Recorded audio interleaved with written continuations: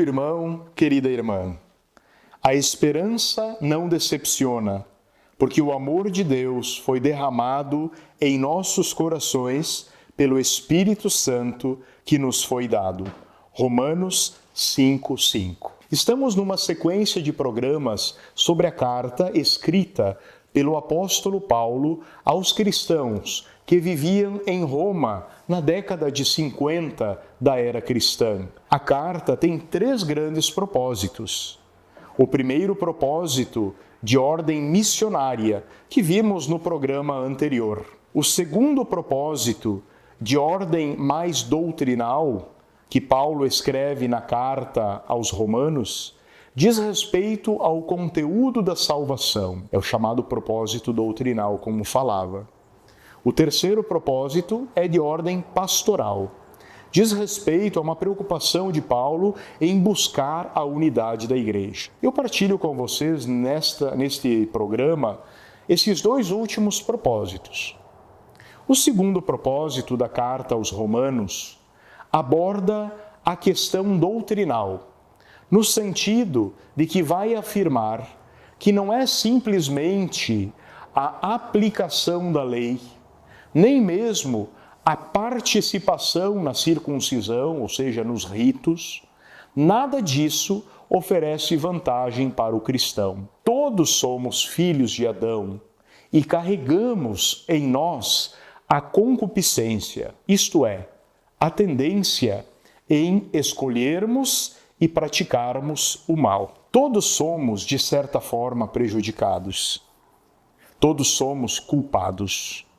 Como a graça de Deus nos antecipa, nos primeireia, como nos dizia o Papa Francisco, nós já fomos justificados pela fé, ou seja, já fomos salvos.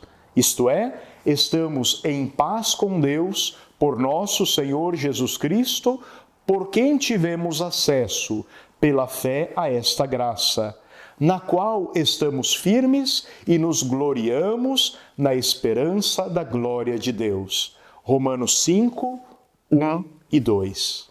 Então, graças ao ato de crer em Jesus, nós somos levados a uma vida no Espírito, isto é, uma vida coerente com a vida de Jesus.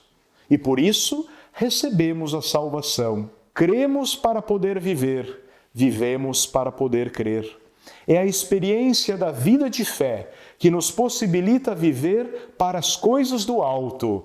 Como dizia o recém-canonizado, o jovem Pier Giorgio Frassati, verso l'alto, viver em direção ao alto, as coisas de Deus. Pergunto a você, meu irmão e minha irmã, que nos assiste. Você é agradecido a Deus porque foi Ele quem tomou a iniciativa de se comunicar consigo? Você já se deu conta de que não é o seu muito fazer que vai fazer com que Deus lhe ame mais ou menos? Você percebe o infinito amor de Deus que foi derramado em seu coração, em sua vida? O terceiro e último propósito da carta diz respeito à busca pela unidade da igreja. A igreja de Roma estava vivendo um momento de tensão interna e também um momento de tensão externa. Momento de tensão interna por quê? Porque quando os judeus foram expulsos de Roma no ano 54 por Cláudio, muitos cristãos foram embora também. Inclusive, muitos deles, acompanhados pelos judeus, porque muitos eram antes judeus, voltaram para Jerusalém. Quem ficou cuidando da vida de fé foram os gentios, os estrangeiros que viviam em Roma, que haviam aderido à fé cristã. Quando depois lhes é possibilitado voltar para Roma, os cristãos de origem judaica voltam para Roma, depois de terem recebido essa possibilidade de retorno, e os de origem gentia, estavam coordenando as comunidades. E os conflitos, portanto, se acentuaram no interior da igreja. Daí Paulo escreve esta carta para ajudar a comunidade cristã a perceber-se como um único corpo, com seus membros diferentes, com seus dons diferentes, a serem colocados à disposição de toda a Igreja. Pois assim como num só corpo temos muitos membros, e os membros não têm todos a mesma função, de modo análogo, nós somos muitos e formamos um só corpo em Cristo, sendo membros uns dos outros. Tendo, porém, dons diferentes, segundo a graça que nos foi dada, aquele que tem o dom da profecia, que o exerça segundo a proporção da nossa fé. Aquele que tem o dom do serviço, o exerça servindo. Quem tem o dom do ensino, ensinando. Quem o da exortação, exortando. Aquele que distribui seus bens, que o faça com simplicidade.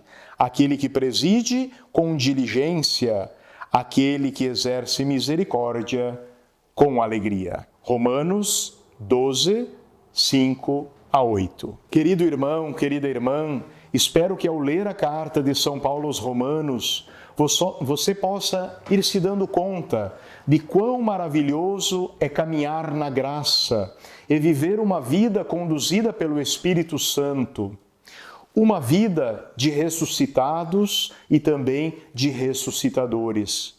Uma vida dentro da comunidade cristã, com tudo aquilo que a comunidade cristã nos oferece. São Paulo, ao escrever esta carta, ajudou as comunidades cristãs a perceberem o quanto era necessário viver uma vida em Deus, considerando-se mortos para o pecado e vivos para Deus em Cristo Jesus. Não deixe de ler a carta de São Paulo aos Romanos. Vai fazer muito bem para a sua vida espiritual e também para a vida da sua comunidade. Que o Senhor da vida, pela intercessão de Nossa Senhora de Caravaggio, padroeira da nossa Diocese de Caxias do Sul, vos abençoe. Em nome do Pai, do Filho e do Espírito Santo. Amém.